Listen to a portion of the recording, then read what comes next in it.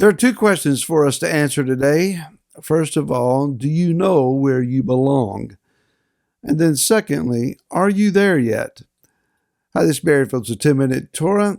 This is day one of Vayeshev, and he dwelt or he settled. We are in Bereshit or Genesis chapter 37, and we're going to do the lengthy reading of verse 1. It says, Yaakov dwelt in the land of his father's sojournings in the land of Canaan. Well, there's not much information there, but there are two words that are of particular interest to us. And that is the word dwelt, where we get the idea of Shev, Vayeshev, and he dwelt, and sojournings. There is a bit of a difference. It says here that there is a generational transition that has taken place, where Yaakov's father, even his grandfather, were considered sojourners, where we derive the word from the word ger, one who travels or is passing through.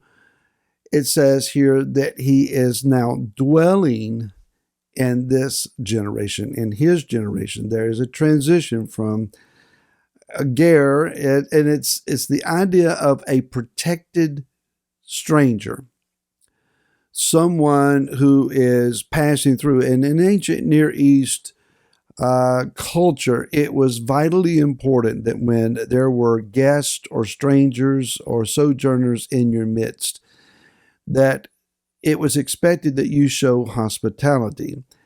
That's one of the reasons that the cities of the plain, Sodom and Gomorrah in particular, were so fiercely judged with the outpouring of fire, is that they failed to do this. Now, yes, we most often recognized homosexuality as it's inferred strongly as to be the root cause, but Ezekiel, if I'm not mistaken, is the prophet who says that it was because of their lack of hospitality that God judged them.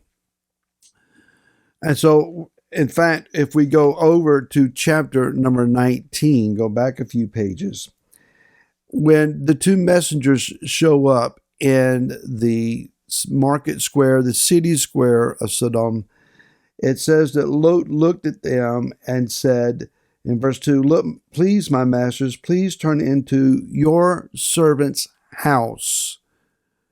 Lot had gone from living in a tent with his flocks and herds out on the plain facing Sodom to evidently selling all of that out and buying a house and dwelling in town. Now, I'm sure that made his wife much happier than living in a tent and smelling like animals to actually having a home downtown. But then when it came time to he protecting his guest in his house, which was, again, part of the right of hospitality, the men of the city said, "Stand back." And they said, "This one came in to sojourn. He came in as a ger. And should he always judge?" They were ridiculing him. "So you've bought a house in town and you sit in the gate like you think you're a judge, but we just see you as a stranger, a sojourner, one who is passing through, and we're not going to afford to you the right of hospitality for which the city was judged." So then if we go over to the testimony and the report that Yaakov gave and sent to Esau, it says, "Say this to my master." This is chapter 32 and verse number 4. "Say this to my master Esau, your servant Yaakov said this, I have sojourned with Laban and stayed there unto now." What is he saying? I never meant to stay with Laban permanently. I always had the intention of returning home. Therefore, I was never a citizen of his home or of his place of ownership. I was always a ger. No permanence was expected. But here now in chapter 37, Yaakov is experiencing a time in his life where he's like, got my kids, I got wives, I got flocks, I got herds, I got servants, I got money, and it's time to settle down. I'm tired of this round the trip thing going on, cycle after cycle. I'm looking for a settling spot. Now, it's when he settles here that things kind of run off the rails and will be off the rails for some period of time. Joseph's going to be sold by his brothers or put in the pit and someone else buys him. There's a famine. There's the missing of Joseph. There's this long story that plays out and a lot of years of misery for him. But he thinks, I'm in a place now where I can go, the battle's over, and now I can kind of sit back and enjoy the spoils of my long history and all of my struggles. Well, there's a couple of things we need to examine here. And again, it's to answer these two questions. Number one, do you know where you belong? Where is it that is your permanence? Many of us, we are consistently in a system of transition. The years of Laura and I being in pastorates, we knew that in the denomination that we were pastoring in, that I could get a phone call at any time. And according to the bylaws of our denomination, an overseer could call me up and say, I need you to move from this church, and I'm going to put you in as the pastor of another church. I could request such a move, but the overseer as an administrator had the authority to say, I am moving you. And at his desire, I would have to pack up, and move. That actually happened. So, you have to work with it.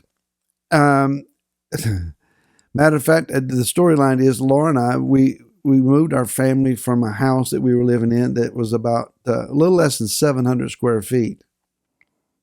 Small house.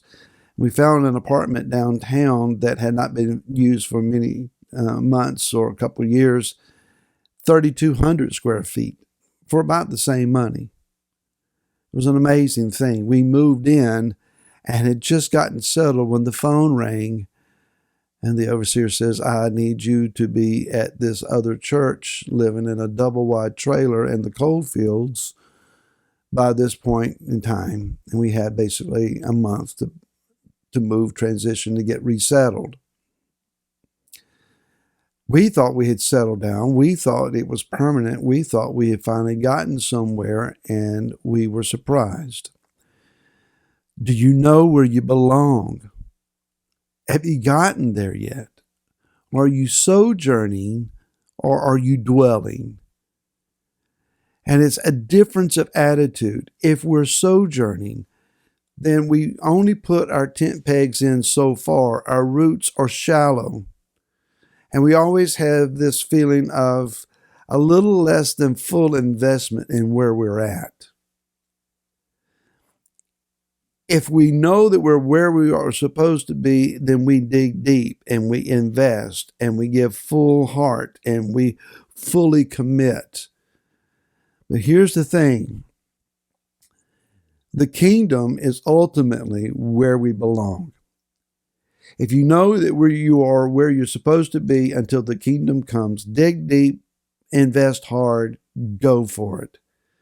If you're still in transition, then be ready to move and be ready to reinvest elsewhere.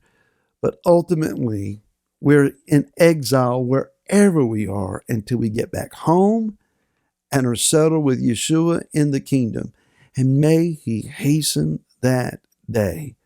Come, Yeshua, even so, please come quickly. And let's get our dwelling place. That's what we want. Until tomorrow, shalom.